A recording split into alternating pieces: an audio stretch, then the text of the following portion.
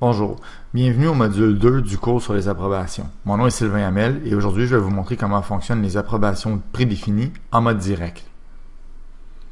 Si vous n'avez pas suivi la première partie du cours et que vous ne connaissez pas déjà le fonctionnement de l'onglet tâches, des courriels envoyés lors des approbations et du fonctionnement du portail web pour l'approbateur, je vous recommande d'abord de visionner la partie 1. Avec les approbations, notre objectif est d'atteindre le plus haut niveau possible d'automatisation. Il y a 4 niveaux d'automatisation. Le premier niveau, c'est un niveau où les approbations sont manuelles. Donc, on détermine au moment de l'analyse de la S1 si une approbation est requise. Et si c'est le cas, on crée une approbation et on désigne l'approbateur. Ça, c'est ce qu'on a vu dans le module 1. Ensuite, on a les approbations prédéfinies. L'objectif, c'est de déterminer au niveau du type de la demande de service si une approbation est requise ou non. Quand on va créer une demande, le système va automatiquement générer la tâche d'approbation. Et là, à l'analyse, on va déterminer qui est l'approbateur. L'autre option, c'est l'approbation prédéfinie avec l'utilisateur qui désigne l'approbateur. Dans ce cas-ci, ce qu'on fait, c'est qu'on détermine d'avance si une approbation est requise au niveau des types de SR et au moment où l'utilisateur crée une demande par le portail web, on l'invite à choisir qui va être l'approbateur. Ce modèle-là est pratique pour les plus petites organisations qui ne connaissent pas nécessairement qui sont les approbateurs, donc qui n'ont pas modélisé la structure hiérarchique de l'organisation et où le nombre d'approbateurs est relativement bas. Cette option-là fonctionne un peu comme si l'utilisateur avait rempli un formulaire papier et avait été voir son supérieur pour le faire signer. Il l'avait ramené au TI.